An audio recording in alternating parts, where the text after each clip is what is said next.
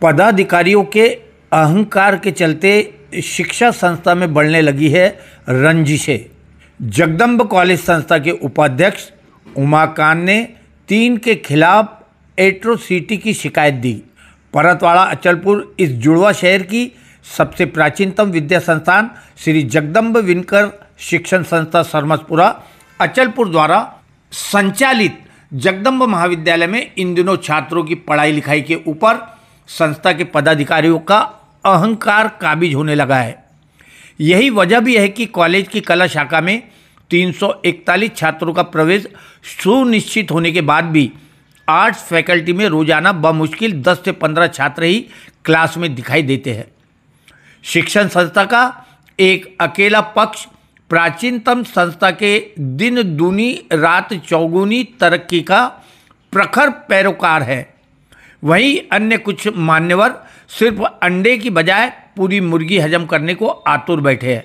संस्था में चल रही मान सम्मान और अपमान जैसी घटनाओं से त्रस्त होकर संस्था के ही उपाध्यक्ष उमाकांत शेरकर ने संस्था के सचिव भीमराव दखने, सहसचिव सुदाम मुगल और प्राचार्य डॉक्टर अविनाश कोहले के खिलाफ मानसिक रूप से प्रताड़ित करने, अपमानित करने की शिकायत दर्ज कराई है। गौरतलब है कि खुद उमाकांत यह वन विभाग में 30 वर्षों तक सेवा देकर बतौर डीएफओ सेवानिवृत्त हुए हैं। वो खुद जगदम्ब संस्था के आजीवन सदस्य और वर्तमान में उपाध्यक्ष पद को सुशोभित कर रहे हैं। उमाकांत की चाहत है कि उनके पिता स्वर्गीय शंकर दादा शेरकर द्वारा बीजारोपित की गई इस संस्था के छात्र दुनिया भर में संस्था का नाम रोशन करते रहे। उनके इस नेक काम में अड़ंगे डालने का काम विगत कुछ वर्षों से सचिव दखने, सचिव मुगल, सहसचिव मुगल और प्राचार्य कोहले द्वारा किया जाने लगा। उनके खिलाफ मनगढ़ंत और झूठी शिकायतें लेखी स्वरूप में अध्यक्ष को देकर उन्हें चौकड़ी प्रताड़ित कर रही है। अमरावती जिले के प्राचीनतम कॉलेज के रूप में प्रतिष्ठित जगदम्ब कॉलेज में यूजीसी, नेक और एक्रीडेशन के लिए पात्र होने एवं उसके लिए उनके द्वारा निर्धारित नियमों का पालन न करते हुए कामकाज होने का आरोप लगाया जा रहा है। उमाशंकर ने जगदम्ब के सचिव, सहसचिव व प्राचार्य के खिलाफ एट्रोसिटी की कलम 3(1) QR के अंतर्गत शिकायत दी। इस बारे में जब सरमसपुरा थाने के निरीक्षक गोपाल चावड़ीकर से बात की गई तब उन्होंने बताया कि यह सही है कि उमाशंकर ने शिकायत दी। हमने संबंधित लोगों के बयान लिए व पूरी जांच पड़ताल कर वरिष्ठों को इसका अहवाल भेजा जाएगा। यहाँ बता दें कि कोई भी एट्रोसिटी का मामला एसडीपीओ की जांच के बाद ही दर्ज किया जाता है। एट्रोसिटी कलम के अंतर्गत कोई भी अपराध दर्ज करने के लिए एसडीपीओ की जांच करना अब बंधनकारक है। पूर्व में थानेदार को सभी अधिकार थे। कुछ लोगों ने द्वेष भावना से दूसरों के खिलाफ निराधार आरोप मढ़ने शुरू कर दिए। तब सरकार ने इस कानून में संशोधन कर एसडीपीओ की जांच अनिवार्य कर दी। उप विभागीय पुलिस अधिकारी के निर्देश पर ही आगे की कार्रवाई होने की जानकारी पुलिस सूत्रों ने दी है। इधर प्रस्तुत प्रतिनिधि ने जगदम्ब संस्था के अध्यक्ष रमाकांत शेरकर से उमाकांत द्वारा लगाए आरोपों पर उनकी प्रतिक्रिया ली। तब उन्होंने कहा कि जो व्यक्ति किसी संस्था के पद पर विराजमान होता है वो जातिगत आधार पर शिकायत नहीं लिखा सकता। संस्था का बॉयलाज एक महत्वपूर्ण दस्तावेज है जो किसी भी संगठन जैसे कि गैर लाभकारी संस्था या सहकारी समिति को चलाने के नियमों और प्रक्रिया को निर्धारित करता है। यह संगठन के सदस्यों, बोर्ड और अधिकारियों के अधिकारों और जिम्मेदारियों को भी स्पष्ट करता है। जगदम्ब विनकर शिक्षण संस्था के संविधान में उपाध्यक्ष को कोई विशेषाधिकार नहीं दिए गए हैं। अध्यक्ष की गैरहाजिरी में कार्यकारी मंडल की सभा में अध्यक्ष का पद सुशोभित करना, सभा का कामकाज देखना व समय समय पर अध्यक्ष को सहयोग करना, बस यही वाइस प्रेसिडेंट के अधिकार है। प्रभारी अध्यक्ष रहते हुए उमाकांत भाई ने एक सभा में कुल 42 विषय रखते हुए आधे स्टाफ को घर भेजने की तैयारी कर ली थी। संस्था द्वारा उन्हें ऐसा करने से रोका गया था। इस माह 20 जुलाई को हुई सभा में उमाकांत को उपाध्यक्ष पद से बर्खास्त कर दिया गया है। यह प्रस्ताव पूर्ण बहुमत से पारित किया गया। उपाध्यक्ष को कॉलेज के किसी प्राध्यापक, प्राचार्य अथवा संस्था के किसी पदाधिकारी को सीधे कोई भी मौखिक अथवा लिखित आदेश देने का कोई भी अधिकार नहीं है। उनकी ज्यादती से त्रस्त होकर संस्था ने उन्हें उपाध्यक्ष पद से पदच्युत कर दिया है। रमाकांत ने उमाकांत द्वारा लगाए गए सभी आरोपों को मिथ्या व निराधार बताया। वो प्राध्यापक जोशी के मामले में भी यह कहने से नहीं चुके कि खामखा एक नेक प्राध्यापक के चरित्र को कलंक लगाने की कोशिश की गई थी, जो कि सरासर गलत ही कही जाएंगी। करीब 9 मिनट तक अध्यक्ष शेरकर ने हमसे इन कैमरा चर्चा कर सभी मुद्दों को स्पष्ट कर दिया। उमाकांत ने जिस प्राचार्य अविनाश कोहले पर भी अनर्गल आधारित आरोप लगाए, उन प्राचार्य कोहले से भी मुलाकात कर चर्चा की गई। कोहले ने कहा कि एक प्राचार्य होने के नाते मैं संस्था द्वारा पारित हर आदेश का पालन करने हेतु बंधा हुआ हूँ। उपाध्यक्ष द्वारा खुद के लेटर हेड पर दिए गए कोई आदेश का पालन करना मेरे लिए बंधन कारक नहीं है।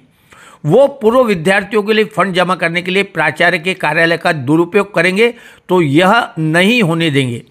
प्रवेश के लिए आते छात्रों से अन्य वसूली नहीं की जा सकती है। कैंटीन तोड़ने का मसला हो या फिर किसी प्राध्यापक को अश्लील शब्दों में डांटने की बात हो, कोई भी सहन नहीं करेगा। हर प्राध्यापक अपनी खुद की दैनंदिन डायरी लिखता है। इसे एचओडी द्वारा प्रमाणित किए जाने के बाद मैं उस पर हस्ताक्षर करता हूँ। इसलिए प्राध्यापक सप्ताह में 40 घंटे काम नहीं करते, यह आरोप ही मिथ्या है। कॉलेज में पढ़ाई नहीं होती, यह आरोप भी बेबुनियाद है। कॉलेज का पिछला रिजल्ट 95% आया है। महाविद्यालय में सभी कार्य यूजीसी, नेक व संस्था के नियमों के तहत ही किए जा रहे हैं। उपाध्यक्ष यह मेरे लिए आदरणीय है, लेकिन उनके द्वारा सीधे दिए कोई आदेश को मानने हम बाध्य नहीं हैं। हमारे लिए संस्था का आदेश सर्वोपरि है। अमरावती जिले के सबसे प्राचीनतम कॉलेज में से एक है जगदम्ब कॉलेज व विद्यालय। स्वर्गीय शंकर दादा शेरेकार ने इसकी बुनियाद रखी थी और आज इसकी कीर्ति पताका पूरे राज्य में फैल चुकी है। 30 वर्षों तक डीएफओ के रूप में अपने प्रशासकीय अनुभव की बात करते हुए पूर्व उपाध्यक्ष उमाशंकर अब शंकर दादा के सपनों के इस विद्या मंदिर को नेस्तनाबूद करने पर तुले हुए हैं। अपने ही घर को आग लगी अपने चिराग से की तर्ज पर वो संस्था और महाविद्यालय को तहस नहस करने पर आतुर दिखाई दे रहे हैं। हकीकत में उन्हें विनकर शिक्षण संस्था में किसी एक डायरेक्टर का भी समर्थन नहीं है। उसी प्रकार कॉलेज व स्कूल स्टाफ में भी कोई एक बंदा भी उनसे सहमत नजर नहीं आता है। फिर भी रावण के समान अहम ब्रह्मास्मि का अहंकार पाले हुए डीएफओ इस कॉलेज में जंगल राज चलाने को आतुर है। संस्था के अध्यक्ष प्राचार्य सभी छाती ठोक कर कह रहे हैं कि संस्था के दरवाजे सभी के लिए खुले हैं। हम किसी भी धमकी से डरने वाले नहीं। उमाकांत को उपाध्यक्ष पद से बर्खास्त कर दिया गया। इसकी सूचना चैरिटी कमिश्नर को दे दी गई। हमारे सामने सैकड़ों छात्रों का भविष्य खड़ा है। हम छात्रों का भविष्य संवारने के लिए जिंदगी काम करते रहेंगे। की प्राध्यापकांना त्यांच्या बुद्धिमत्तेतून जे काही प्रोजेक्ट करायचे आहे ते त्यांना काढू द्या आणि ते त्यांच्या मताने करू द्या आणि तुम्ही अप्रूव्ह करा, आहे की नाही? पण त्यांना करू द्यायला पाहिजे, तो सक्षम बनवायला पाहिजे ना। तर यांचं कसं होतं नेहमी की मी प्रोजेक्ट तुम्हाला देतो तो तुम्ही करा। तर प्राध्यापक लोकही कंटाळून गेले होते, कारण की त्यांची वागणूक दिवसेंदिवस प्राध्यापक वर्ग, शिक्षक वर्ग, प्राचार्य आणि संस्थेचे पदाधिकारी यांच्याबद्दल खूपच अतिशय म्हणजे वाईट वागणूक होती। ते बोलण्यामध्ये खूपच त्यांचा प्रक्षोभकपणा होता आणि खूप म्हणजे अपमानकारक ते सगळ्यांना बोलत होते। प्राचार्यासारखे व्यक्ती आज क्लास 1 ऑफिसरचे त्याला हुद्द्याचा ऑफिसर त्यालासुद्धा बोलण्याची पातळी फार घसरलेली होती। आणि माझ्या सोबत असलेले माझे जे पदाधिकारी आहेत, सचिव आहे, सहसचिव आहे, सभासद आहेत, यांनासुद्धा खूप अर्वाच्य शब्दात आणि खूप वाईट शब्दात ते बोलत होते। आणि प्राध्यापक लोक तर कंटाळून त्यांच्यासमोर जायलासुद्धा घाबरत होते। अनेक प्राध्यापक अपमान होईल म्हणून उपाध्यक्ष आहेत म्हणून ते जात होते, पण अपमान होईल म्हणून ते तिथं घाबरत होते जायला। आणि त्या घटना घडल्यानंतर आता पदाधिकारी असल्यामुळे ते लेखी तक्रार द्यायला घाबरत होते। म्हणून अनेक वेळा ते लोक माझ्याकडे येऊन प्राचार्यासारखे माझ्याकडे येऊन किती वेळा रडले, प्राध्यापकासारखे माझ्याकडे येऊन किती वेळा रडले। आणि मी सगळं हे पाहू शकत नव्हतो, कारण की जबाबदार मी होतो आणि ते मला जबाबदारी पार पाडायची होती। घटनेप्रमाणे आम्हाला दिलेली जबाबदारी मला पार पाडायची होती। त्याच्यामुळे आम्ही त्यांना मग सगळे पुरावे गोळा करून त्यांना शोकॉज नोटीस दिली त्या शोकॉज नोटीसला त्यांनी वेळेच्या आत उत्तर दिलं नाही आणि 20 तारखेला आम्ही हे सगळं करून मीटिंग घेऊन त्यांना संस्थेच्या उपाध्यक्षपदावरून आणि सदस्यपदावरून आणि विश्वस्त पदावरून सुद्धा आम्ही त्यांना काढून टाकलं आहे. आणि त्यामुळं हे सगळं जे आहे त्यांना हे माहीत होतं की मला हे काढणार आहे, म्हणून त्याच्या आधीच त्यांनी हे सगळं खोटं रिपोर्ट करणं, माझ्या पदाधिकाऱ्यांविरोधात खोटं रिपोर्ट करणं, प्राचार्यविरोधात खोटा रिपोर्ट करणं, हे सगळं त्यांनी नंतर आरंभिलं. त्यांनी माझे 2 पदाधिकारी, एक सचिव आणि सहसचिव आणि माझे प्राचार्य कोहळे सर यांच्या विरोधात जो पोलीस स्टेशनला ॲट्रॉसिटी अंतर्गत गुन्हा दाखल करा म्हणून रिपोर्ट सादर केला आहे, तर तो ॲट्रॉसिटीचा प्रकरणच हे बसू शकत नाही. कारण की हा सगळाचा सगळा वाद जो आहे हा संस्थेअंतर्गत आहे, प्रशासनातून उद्भवलेला वाद आहे. हा प्रशासनातून उद्भवलेला असल्यामुळे तो प्रशासनाच्या एकमताने किंवा बहुमताने मिटिंगमध्येच त्याचा हे उलगडू शकतो तो वाद.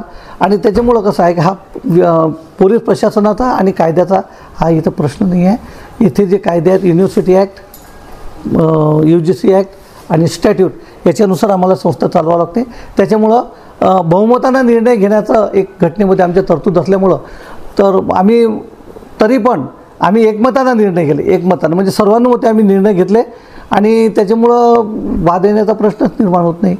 म्हणून पोलिसांमध्ये तक्रार करण्यापर्यंतची जी मजल त्यांची गेली, हा प्रकार जो आहे हा संस्थेला बदनामीकारक आहे, त्यांच्या संस्थेच्या दृष्टीनेही बदनामीकारक आहे आणि एका द्वेषभावनेतून केलेला हा प्रकार आहे.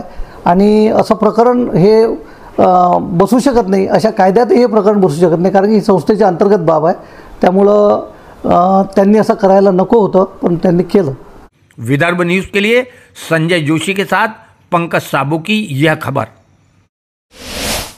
प्रत्येक प्रजातीची फुलझाडे व फळझाडे मिळण्याचे विदर्भामधील एकमेव ठिकाण Gayatri nursery, Datta colony, Badnera road, Amravati. अधिक माहितीकरिता संपर्क साधा 9075575317 9325303223.